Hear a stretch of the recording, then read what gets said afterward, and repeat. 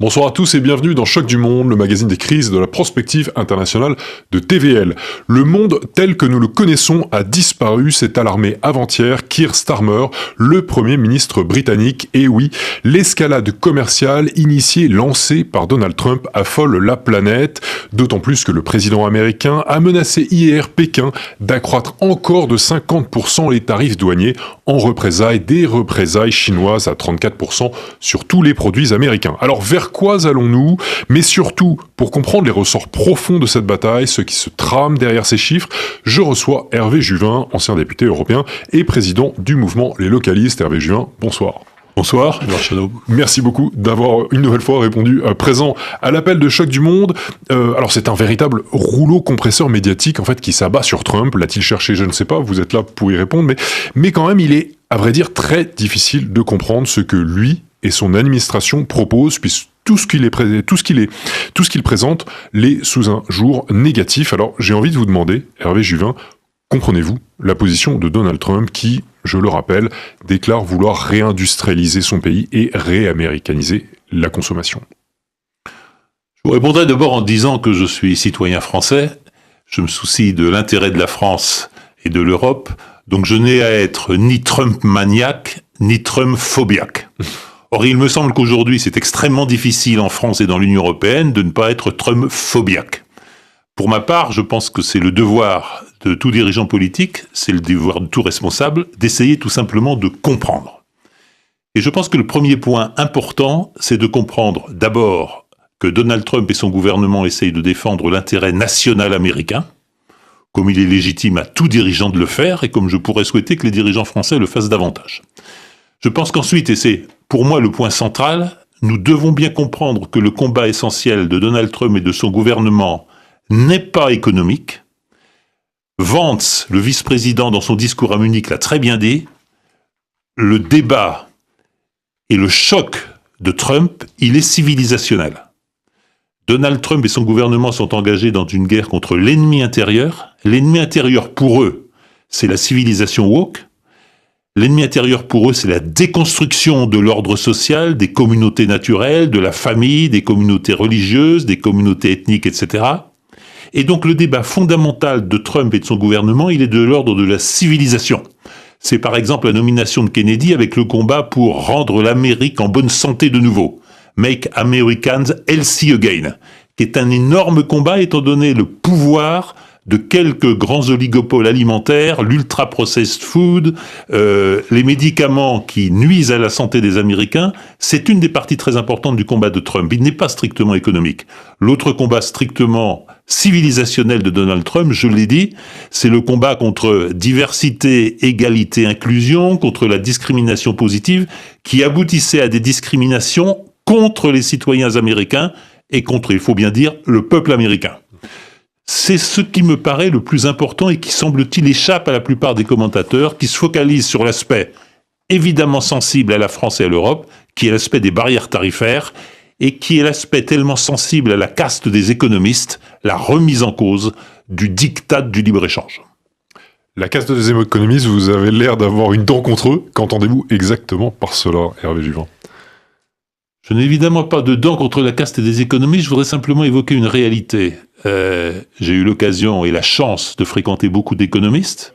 J'ai très vite découvert que très peu nombreux sont ceux qui tirent l'essentiel de leurs revenus simplement de leur fonction d'enseignement, de leur fonction de conférencier ou de leur fonction d'auteur. La majorité, la très large majorité des économistes qui opèrent en France et en Europe et d'ailleurs aussi aux États-Unis sont essentiellement payés par les sociétés de gestion financière, par les banques, par les sociétés d'assurance, par les banques d'investissement qui emploient leurs services. Or, personne n'a envie de mordre la main qui vous paie. Or, ces établissements financiers, ce que j'appellerais la planète financière dans son ensemble, attiraient des bénéfices incroyables de la globalisation naïve. Elle attirait des avantages absolument considérables du principe imposé à l'Union européenne par l'Allemagne lors du traité de Maastricht, de la liberté totale de mouvement des capitaux à travers le monde, de la liberté à peu près totale du mouvement des populations et de la mobilité totale des biens et services. Ce qui permet de ne plus payer l'impôt là où on devrait le payer, ce qui permet de délocaliser la production là où les coûts du travail sont les moins chers, et surtout ce qui permet à la sphère financière de s'installer en maître du monde. C'est à cela que Trump touche avec ses tarifs, en essayant de substituer les revenus tirés de l'impôt sur les mouvements de capitaux, de biens, de services à travers le monde, plutôt qu'en imposant les revenus. Ça touche le credo du libre-échange, qui est un credo, nous y reviendrons probablement, historiquement faux. Ça n'est pas vrai que le libre-échange a accompagné le développement des industries et l'industrialisation de nos pays partout dans le monde. Ça n'est pas vrai que le libre-échange est la condition de la prospérité. Mais si je puis dire, Trump touche une vache sacrée des économistes et de la sphère financière, et voilà pourquoi à peu près 90% des économistes en France, en Europe et dans le monde sont extrêmement opposés à la politique de Donald Trump. Alors nous allons en effet revenir sur tout cela, sur le fait que la sphère financière est maître du monde, sur son credo du libre-échange. Au cœur de ce bras de fer se trouve aussi la confrontation sino-américaine. Je vous propose rapidement de revenir dessus, Hervé Juvin, et puis nous reviendrons évidemment sur les grandes problématiques que vous évoquez. La Chine veut rassurer en dépit de la panique générale dans les places boursières. Pékin affirme vouloir ramener Washington sur la bonne voie en annonçant des droits de douane réciproques de 34%. L'Empire du Milieu promet de protéger les droits des entreprises américaines sur son sol et à demeurer une terre sûre et pleine de promesses pour les investissements étrangers. Donald Trump a accusé ce 7 avril la Chine d'être le plus grand profiteur de tous en termes de relations commerciales. Selon la Maison-Blanche, vendre plus de biens aux États-Unis qu'en acheter constituerait une triche et mériterait des droits de douane pour corriger ce déséquilibre. L'objectif à long terme est de ramener à zéro le déficit commercial de 1200 milliards de dollars américains. Alors Hervé Juvin, vous avez évoqué déjà J.D. Vance, le vice-président américain. Alors dans un autre discours, il a argué que la mondialisation avait échoué. Il a dénoncé le présupposé selon, je le cite, les pays riches progresseraient dans la chaîne de valeur tandis que les pays pauvres fabriqueraient les choses les plus simples. Alors selon lui, cette répartition des tâches n'a pas fonctionné, en particulier avec la Chine. Êtes-vous d'accord avec cela, Hervé Juvin ? Je rappelle qu'en fait, depuis 2001 et l'intégration de la Chine à l'OMC, la Chine a bénéficié de tarifs, comme on dit, faibles. Et selon l'administration américaine, les consommateurs américains ont pu profiter de biens moins chers, mais la contrepartie a été une perte considérable de production au profit de la Chine et au profit de l'Asie dans son ensemble. Je dirais cela avec un grand sourire. Nos alliés américains ont cette grande caractéristique de savoir ce qui est bon pour eux, de savoir très bien nous conseiller de faire ce qui est dans leur propre intérêt, et eux d'agir de manière totalement différente quand il s'agit de leur intérêt. En gros, les règles sont pour les autres, et les Américains diffusent les règles qui leur vont bien.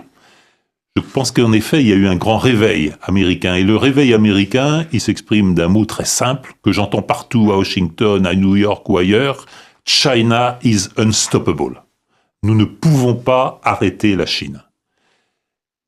Lors des accords qui ont présidé à l'entrée de la Chine dans l'Organisation mondiale du commerce, et donc à la baisse des tarifs douaniers concernant la Chine, la répartition du travail était très simple.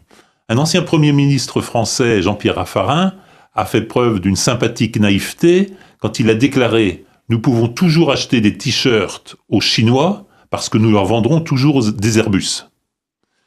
C'était faire peu de cas de la capacité de travail, mais aussi de la capacité d'ingénierie et d'invention de la Chine, qui dorénavant produit des Airbus, qui dorénavant produit des avions de transport civil, et qui vient de lancer la 6e génération d'avions furtifs, qui d'ailleurs semble faire extrêmement de bruit et de peur au Pentagone. Bref, la Chine a progressé dans l'échelle de valeur. Comme l'avait fait avant elle le Japon, comme l'ont fait avant elle la Corée du Sud, etc., etc. L'illusion selon laquelle le commerce et la globalisation allaient permettre aux pays occidentaux de profiter du travail à bas prix dans des pays qui ne monteraient jamais dans l'échelle de valeur, et nous de nous concentrer, le fameux discours sur l'entreprise sans usine, tout simplement ça s'est révélé faux, parce que ces pays sont intelligents, parce que ces pays travaillent, parce que ces pays sont hantés par la nécessité de progresser, de faire progresser le niveau de vie de leur population. Et ce qu'on voit en Chine aujourd'hui, on le voit se développer en Inde, on le voit se développer dans d'autres pays. Et je pense que les États-Unis sont saisis d'une peur panique à l'idée que dorénavant, ils n'auront plus le monopole des technologies, n'auront plus le monopole des activités à valeur ajoutée, et clairement qu'ils sont peut-être en train de devenir les grands perdants de la globalisation. Voilà pourquoi il renverse la table, et voilà pourquoi Donald Trump dit « La globalisation, c'est fini ». On va en revenir à ce qui a été le propre de toute l'histoire industrielle, et notamment de l'histoire des États-Unis. Relisez Paul Bairoch, le grand économiste suisse qui a consacré sa vie à l'histoire de l'économie. Il l'établit sans aucun doute. Aucun pays n'a réussi à construire une industrie sans la protéger, l'industrie naissante, sans la protéger par des tarifs douaniers élevés. Il faut voir qu'à la fin du 19e siècle, quand les États-Unis, après la guerre de sécession, deviennent une puissance industrielle, certains de leurs tarifs douaniers sont supérieurs à 60%. C'est ce qu'ont fait le Japon, c'est ce qu'a fait la Corée du Sud, c'est aussi ce qu'a fait la Chine avant d'entrer dans l'Organisation mondiale du commerce, à un moment où leur développement industriel était probablement déjà inarrêtable. C'est là-dessus que les États-Unis font en quelque sorte un retour sur leur histoire, puisque, ne nous les y laissons pas prendre, au cours de leur histoire, les États-Unis ont été l'une des puissances les plus protectionnistes qui soient. Alors Trump renoue, comme vous le dites, avec le protectionnisme, on a l'impression que l'histoire bégaye. Concrètement, ce que vous dites, c'est qu'il revient sur tout simplement l'Amérique porteuse, propagatrice de la mondialisation. Trump revient à une situation antérieure à, si j'ai bien compris, 1913, date à laquelle les États-Unis ont baissé leurs tarifs douaniers. Est-il en train d'imposer une nouvelle norme économique qui sera adoptée à échelle peut-être mondiale? C'est le grand débat, parce qu'évidemment, ça n'est pas d'intérêt de la Chine. Et les autorités chinoises commencent à faire valoir tout doucement que leurs importations venant des États-Unis sont substituables, c'est-à-dire que la Chine n'a pas beaucoup de problèmes à trouver ailleurs des fournisseurs pour ce qui lui est nécessaire, et qu'en revanche, un certain nombre des exportations de la Chine vers les États-Unis, bonjour aux États-Unis pour trouver un substitut ailleurs. Et donc nous sommes effectivement dans un conflit commercial de grande ampleur. Je crois qu'il faut revenir sur la logique de Trump. La logique de Trump, on peut parler d'une nouvelle doctrine Monroe. Les États-Unis s'occupent, y compris au Groenland, du continent américain du Nord, du continent américain du Sud, et laissent le reste du monde s'organiser comme il l'entend. On peut parler de Jackson. On a beaucoup évoqué ce président américain qui, plutôt que Hamilton, Jefferson, Madison, les habituels classiques, les pères fondateurs, Donald Trump serait d'abord un Jacksonian, quelqu'un qui se réfère d'abord à l'intérêt national, y compris en utilisant toutes les ressources du protectionnisme pour affirmer l'intérêt national. Je pense qu'il est important de voir que Trump s'attaque à trois choses en réalité. Trump, en premier lieu, s'attaque à la globalisation, parce que la globalisation, ça a été le merveilleux moyen pour appauvrir les États au bénéfice des multinationales et au bénéfice de la sphère financière. Je l'ai dit, mais j'y reviens parce que c'est absolument fondamental, je crois, dans la doctrine de Trump. La globalisation, c'est ce qui a permis à des grandes entreprises américaines, mais aussi européennes ou d'autres pays du monde, d'enregistrer des milliards et des milliards de bénéfices dans des sociétés qui ne leur font pas payer l'impôt sur les bénéfices, et de délocaliser les circuits de production en utilisant des chaînes logistiques étendues à l'ensemble de la planète, ce qui a provoqué le drame du Midwest aux États-Unis, ce qui a provoqué ce que Angus Deaton a appelé « death by despair », ces blancs de 50 ans qui se laissent mourir par désespoir, alcool, drogue, abus de médicaments. Les white trash. La white trash. Et c'est un continent au centre des États-Unis qui a pratiquement disparu de la planète économique et de la planète de l'activité. Et ça, Trump veut y porter remède. Et ça, Trump, pour y porter remède, c'est évidemment d'obliger les industries à se relocaliser, et le meilleur moyen sont les tarifs douaniers. La seconde préoccupation de Trump, elle est encore plus directe. On ne gagne pas les guerres quand on n'a pas d'industrie. C'est pour moi l'occasion de revenir sur le grand mensonge européen actuel. C'est très joli de lancer des tirades sur l'armée européenne, c'est très joli de lancer des tirades sur la nécessité d'affronter la Russie, mais ce que l'on sait bien, c'est qu'on ne gagne pas des guerres sans industrie. Or, combien de temps faut-il pour reconstruire une industrie, et une industrie de l'armement notamment? Ça se chiffre au mieux à 10 ans, au plus en génération. Et Trump s'affronte à ce problème, refaire de l'Amérique un géant industriel. Et pour ça, il a absolument besoin des tarifs douaniers, parce que les tarifs douaniers disent deux choses. Le consommateur américain va payer moins cher ce qui est produit aux États-Unis, et les entreprises du monde entier ont intérêt à venir produire aux États-Unis ce qu'elles veulent vendre sur le marché américain. D'où, malgré les injonctions des autorités européennes ou françaises, des entreprises et des groupes multinationaux, notamment français, qui sont en train d'investir aux États-Unis. et qui vont baser des unités de production aux États-Unis parce que ça sera la condition pour vendre aux citoyens américains. Alors je l'ai dit avec un grand sourire, je ne suis pas du tout un adepte de Donald Trump, mais quelque part, par ses décisions, Donald Trump est le premier des localistes. Et Donald Trump est en train d'appliquer au moins en partie ce que devrait être le localisme, priorité à nos territoires, à l'emploi sur nos territoires et au financement de nos territoires par l'épargne de ces territoires. C'est probablement la troisième dimension de l'action de Donald Trump. Il n'est plus favorable à la liberté totale de mouvement des capitaux, il n'est plus favorable à ce que la bourse dicte la politique économique. Et pour être très clair, je pense que Donald Trump pourrait répéter ses propos du général de Gaulle, la politique de la France ne se fait pas à la corbeille. Donald Trump n'en a pas grand-chose à faire d'une baisse des bourses mondiales et d'une baisse de Wall Street et du Nasdaq, qui, en tout état de cause, ne concerne qu'une minorité des ultra-riches américains. Pour les fonds de pension, il faut faire plus attention, mais l'effet n'est pas immédiat. Je pense que Donald Trump ne va pas se soumettre et ne va pas prendre beaucoup d'importance sur la baisse actuelle des bourses.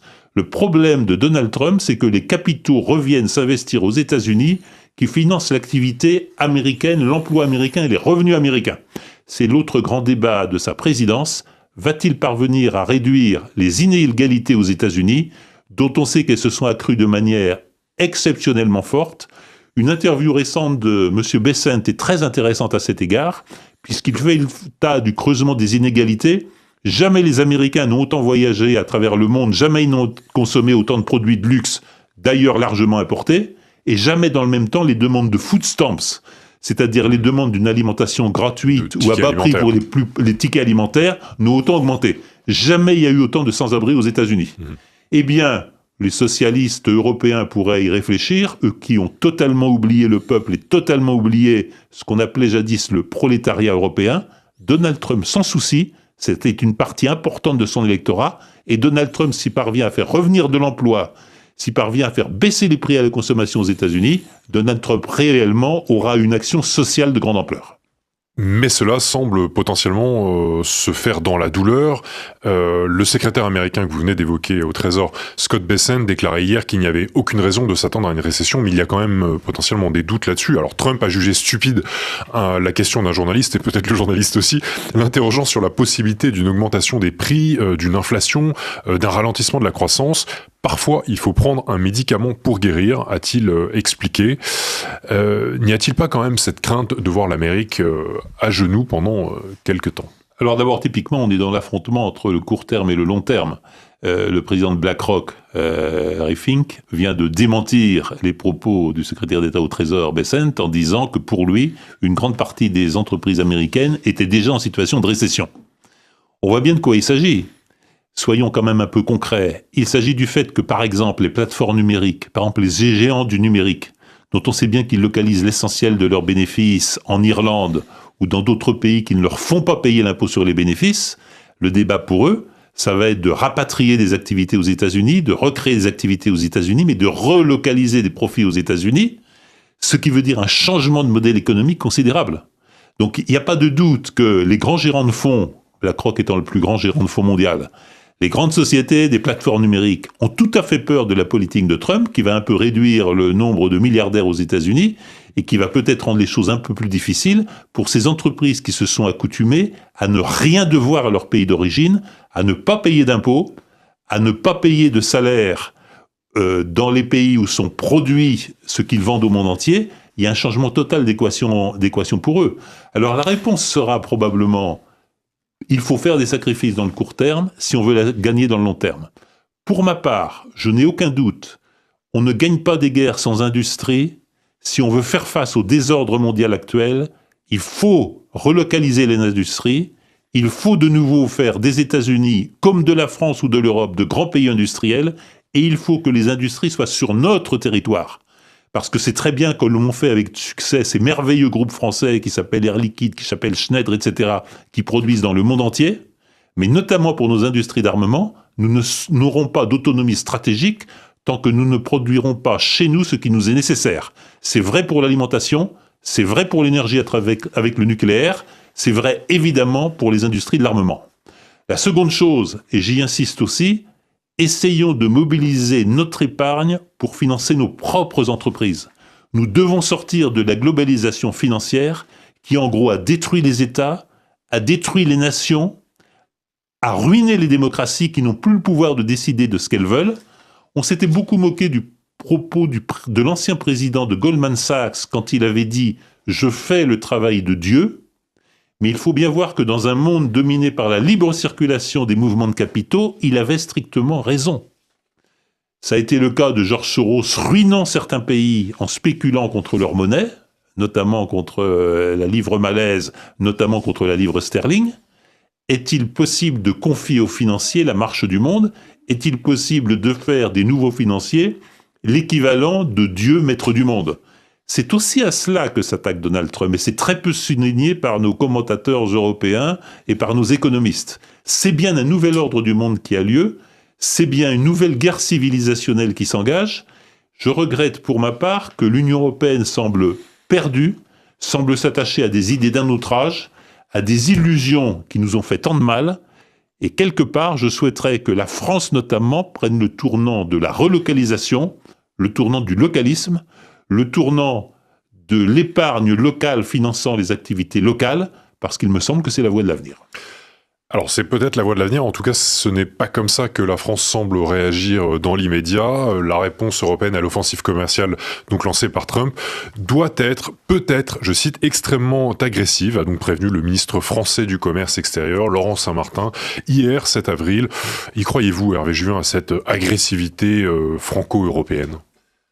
D'abord, je ne peux que souhaiter que la France défende ses propres intérêts et entendre un discours avec des accents nationalistes, avec des accents, si j'ose le dire, patriotes de la part du gouvernement d'Emmanuel Macron, c'est quelque chose qui évidemment me va droit au cœur. Il est bien temps. Il aura fallu ce grand mouvement, effectivement brutal, voire violent, engagé par Donald Trump, pour qu'enfin le gouvernement français se réveille avec le souci de l'intérêt de la patrie. Il était bien temps. J'ai beaucoup de doutes sur les annonces qui sont faites. J'ai beaucoup de doutes sur les annonces qui sont faites pour plusieurs raisons. D'abord parce que tous les documents qui sortent, encore récemment, nous montrent à quel point l'appareil d'État en France, nous montrent à quel point l'Union européenne a été colonisée par le pouvoir américain. Et ça nous place dans la situation très dangereuse où l'Union européenne deviendrait le camp de base, le camp retranché des néocons américains et du clan démocrate. J'hésite à ne pas parler des mafias démocrates mises en place par les Clinton. Ça me paraît quelque chose d'extrêmement dangereux, parce que ces gens sont des va-t-en-guerre, on peut leur imputer une grande partie des conflits actuels dans le monde, parce que ces gens sont capables d'entraîner l'Union européenne dans des positions suicidaires, simplement pour préserver leur idéologie. Ne l'ont-ils pas déjà fait ? Probablement qu'ils l'ont déjà fait en grande partie, notamment dans leur insistance sur le fait que l'Union européenne doit absolument affronter la Russie. Ça veut dire se battre jusqu'au dernier des Ukrainiens, ça veut potentiellement se dire se battre jusqu'au dernier des Européens. Allons-nous laisser l'Union européenne à la France devenir le camp retranché des néocons et des mafias démocrates? C'est une question qui se pose. La deuxième question qui se pose, c'est, plutôt que d'aller à l'affrontement avec Donald Trump, ne vaut-il pas négocier en acceptant le principe d'un protectionnisme éclairé, en acceptant le principe que nous aussi nous devons relocaliser nos industries? Et est-ce que sur ces bases, nous n'avons pas la possibilité d'engager un dialogue gagnant-gagnant avec Trump? Je constate qu'aujourd'hui, que ce soit le président Emmanuel Macron, que ce soit les autorités européennes, ont plutôt tendance à fermer la porte et à avoir un discours agressif. J'observe cependant qu'au moins un dirigeant européen a un discours différent, c'est évidemment Viktor Orban. Et à cet égard, il convient de saluer la profondeur des déclarations, des discours et des positions de Viktor Orban, qui quelque part est engagé peut-être dans un discours gagnant-gagnant avec l'Amérique de Donald Trump, dont nous ferions peut-être bien de nous inspirer. Le dernier point... Je me permets de vous interrompre, tout en gardant des portes ouvertes avec la Chine dont il est... Il faut bien sûr travailler à l'équilibre stratégique. Ça allait être mon troisième point. Nous nous sommes laissés enfermer dans un duo dont le maître de Bâle était les États-Unis. Nous nous sommes laissés enfermer dans une dépendance dont nous n'avons pas vu les conséquences. Aujourd'hui, nous avons les mains liées. Et aujourd'hui, j'ai tendance à sourire quand on parle d'agressivité à l'encontre des États-Unis, nous n'en avons pas les moyens. Comment en trouver les moyens ? C'est ce que j'essaye de défendre, c'est ce que j'essaye de proposer, notamment avec de multiples interventions en Chine, en Inde. J'ai eu l'occasion d'être invité par le gouvernement indien à la Maal Kumbela de cette année, que j'ai eu l'occasion de présenter sur votre chaîne, je crois, ce lundi, c'est tout à fait majeur de rééquilibrer les relations. Je ne peux que rêver d'une France et d'une Union européenne qui soient, selon les mots de M. Jaishankar, ministre des Affaires étrangères de l'Inde, multi-alignés. Nous n'avons pas à nous aligner sur les États-Unis. Et pour équilibrer les États-Unis, nous devons approfondir notre relation avec l'Inde, comme le président Emmanuel Macron y travaille avec bonheur, mais nous devons aussi réaligner notre position avec la Chine, parce que nous avons des intérêts communs avec la Chine, parce que la Chine nous ouvre les portes à bien des égards, notamment parce que nos mathématiciens, nos spécialistes d'intelligence artificielle, nos spécialistes en un certain nombre de domaines industriels, je pense notamment à tous les domaines de l'écologie, de l'environnement et de la mer, intéressent les Chinois, et nous devons engager des coopérations beaucoup plus résolues pour équilibrer nos relations. Pas du tout pour engager un tournant stratégique qui nous couperait des États-Unis et ferait de nous les alliés privilégiés de la Chine ou de l'Inde, mais pour rééquilibrer nos relations. Et quelque part, si nous devons être quelque chose, c'est être multi-alignés. Le multi-alignement aujourd'hui, c'est l'autre mot de l'indépendance et du retour à la souveraineté. C'est peut-être le grand enseignement et la grande chance que nous offre Donald Trump. C'est la chance de recouvrer notre souveraineté et c'est la chance de rééquilibrer nos relations, ce qui contribue davantage à d'indépendance nationale. Je voudrais terminer là-dessus sur un point qui me paraît décisif, c'est le fait qu'aujourd'hui, autant j'ai pu dire du bien et je comprends la politique de Donald Trump, je constate qu'aujourd'hui je n'ai pas à ce jour de grande vision américaine sur le monde qui vient. J'ai une vision de l'intérêt américain, j'ai une vision de la guerre de civilisation qu'engage Donald Trump. Je n'ai pas de vision du monde. Je n'ai pas non plus de vision du monde dans l'Union européenne. Et ce qui m'inquiète à long terme, c'est que quand j'écoute l'initiative globale de civilisation du président chinois Xi Jinping, quand j'écoute l'initiative de l'Hindutva, le mode de vie des hindous présenté par Narendra Modi, qui veut faire de l'Inde la puissance spirituelle du XXIe siècle, qui ne veut pas suivre le chemin de la Chine, qui ne veut pas suivre le chemin de l'hyper-performance financière ou industrielle, mais qui veut donner à l'Inde la suprématie spirituelle dans le monde qui vient. Quand j'entends aussi le discours de Vladimir Poutine à Valdai, il y a 3 ans, sur l'État-civilisation, sur la nation-civilisation, et sur le fait que la multipolarité sera un monde de civilisation au pluriel, dans la diversité des accomplissements des nations sur leur territoire, je ne trouve l'équivalent aujourd'hui ni dans l'Union européenne, ni aux États-Unis d'Amérique du Nord. Ça me paraît traduire quelque chose d'extrêmement dangereux, qui est notre faillite à inventer le monde d'après le libéralisme, d'après la globalisation, parce que Donald Trump tente d'en sortir. Je ne vois pas ses perspectives et je ne vois pas la vision du monde dont il est porteur. Pas de vision du monde dont il est porteur, un mot un peu dur visant Donald Trump sur la fin, mais en tout cas, ce sera donc le mot de la fin. Je retiens avant ça que vous avez plaidé pour une France multi-alignée, donc indépendante. Hervé Juvin, merci encore d'avoir répondu présent à l'appel du Choc du Monde. Merci à